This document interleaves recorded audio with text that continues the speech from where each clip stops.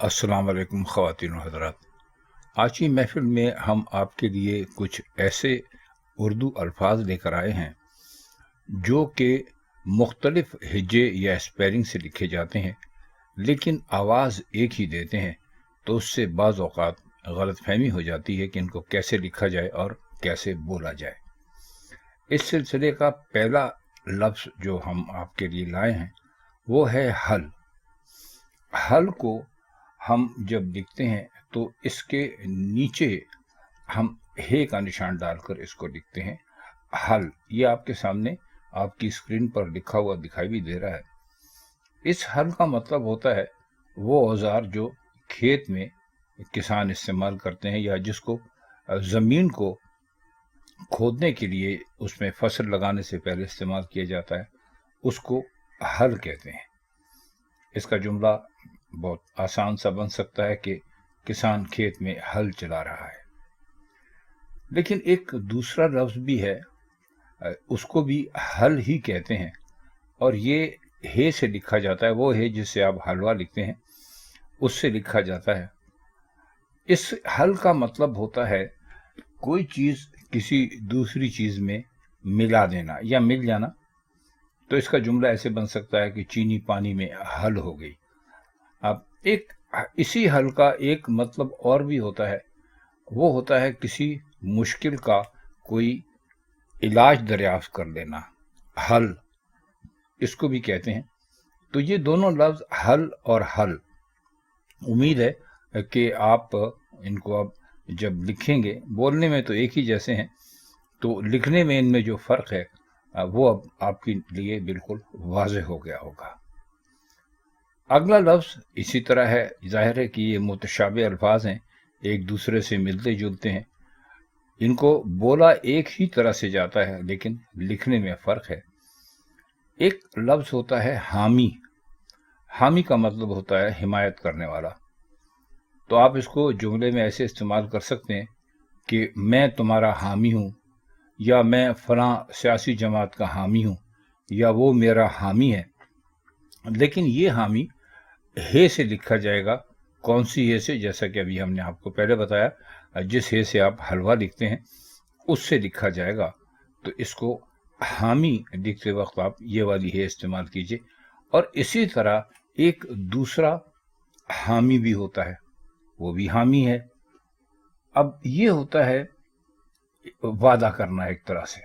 मसलन उसने मेरी मदद करने की हामी भर दी है, यानी उसने मुझसे वादा कर लिया है। अब देखिए दोनों हामी हैं, लेकिन दोनों के लिखे जाने का अंदाज मुख्तलिफ है, यानी इनके हिज्जे या इनके स्पेलिंग्स अलग अलग हैं, लेकिन दोनों एक ही तरह से बोले जाते हैं और मुख्तलिफ माने देते हैं। ख़वातीन हज़रात, ये कुछ मुश्किल नहीं है। आप इसको थोड़ी सी अगर मश्क करेंगे तो इंशाअल्लाह आप इनको बिल्कुल दुरुस्त लिख सकेंगे। अब बोलने में तो यह है कि दोनों एक ही तरह के हैं, इसलिए बोलने में तो हम आपकी कोई मदद नहीं कर सकते, कोई भी नहीं कर सकता। अगर ये बोलने में एक जैसे ना होते तो फिर बात थी, वीडियो बनाने की ज़रूरत ही नहीं थी। तो ये दोनों हामी जो हैं, इनको आप जहन में रखिए। बहुत मामूली सी बात है, एक में आपको लटकने वाली है लगानी है और एक में आपको हलवे वाली है लगानी है, तो आपका मसला हल हो जाएगा। अब एक और लफ्ज़ है जो कि अक्सर व बेशतर बहुत ही गलत लिखा जाता है, बोलने में भी इसमें फ़र्क है, वह भी आगे चलकर हम आपको बताते हैं। लफ्ज़ है हलाल। इसमें हलवे वाली हे लगाएंगे, उसके ऊपर ज़बर लगाएंगे और लाल लिख देंगे तो ये हलाल हो जाएगा। इसका मतलब होता है जायज़। जैसे बकरी हलाल जानवर है, या ऊँट हलाल जानवर है, या हमने ऊँट हलाल कर दिया। हलाल कर देने का मतलब हम लोग ज़िबा करने में भी लेते हैं, तो आप ऐसे भी इसको बोल सकते हैं।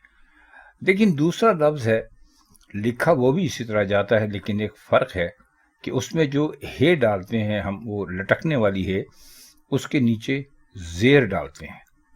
तो ये हलाल हो गया, और ये जिसमें हमने इस ज़ेर डाला ये हिलाल हो गया।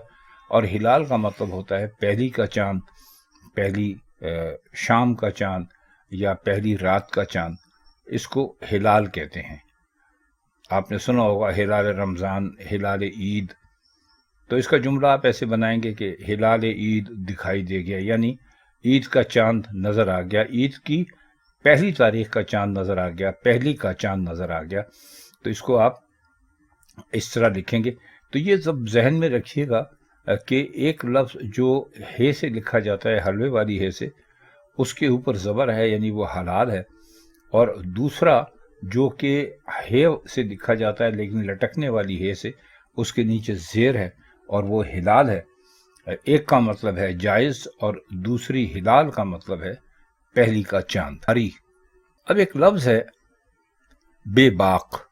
بے باک کا مطلب ہوتا ہے حساب چکانا، یعنی اگر آپ کو کسی کو کچھ پیسے دینے ہیں یا آپ نے کسی سے کچھ پیسے لینے ہیں اور وہ پیسے ادا ہو جاتے ہیں تو اس کو بے باک کہتے ہیں. یہ عموماً قاف سے لکھا جاتا ہے، یعنی نقطوں والا قاف جو ہوتا ہے اس سے لکھا جاتا ہے.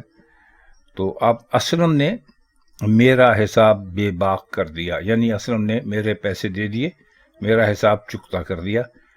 دوسرا لفظ بھی اسی طرح بولا جاتا ہے لیکن اس میں ایک فرق ہے کہ یہ کاف سے لکھا جاتا ہے، بے باک. اس کا مطلب ہوتا ہے بہادر یا نڈر. اسلم ایک بے باک لڑکا ہے، یعنی اسلم ایک بہادر لڑکا ہے، نڈر لڑکا ہے، کسی سے ڈرتا نہیں ہے. تو یہ دونوں بولنے میں ایک طرح ہی ہیں. ایک بے باک ہے لیکن افسوس یہ ہے کہ ہم میں سے بہت سارے لوگ قاف نہیں بول پاتے، تو وہ دونوں کو بے باک ہی کہتے ہیں.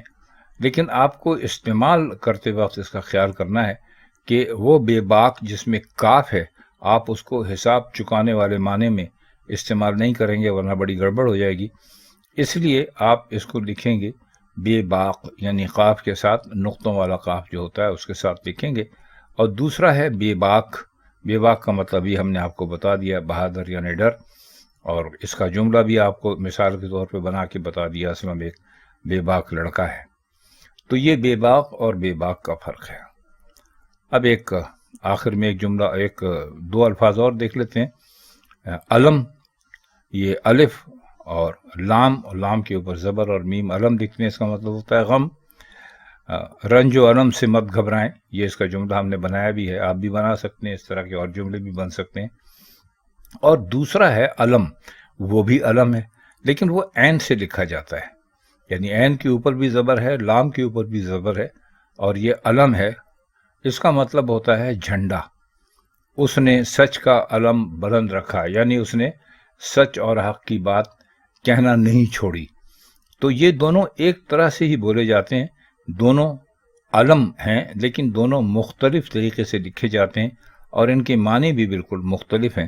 یعنی ایک علم ہے جس کا مطلب ہوتا ہے رنج و غم، اور دوسرا بھی علم ہے لیکن اس کا مطلب ہوتا ہے جھنڈا. تو امید ہے کہ یہ چند ملتے جلتے الفاظ آپ کو اچھے لگے ہوں گے اور آپ ان کو لکھتے وقت ان میں فرق کرنا اب سیکھ گئے ہوں گے. ہم کوشش کریں گے کہ اس سلسلے کی مزید ویڈیوز بھی بنائیں. بہرحال آج کے لیے اتنا ہی ہے. اب ہم چاہتے ہیں آپ سے اجازت. خدا حافظ.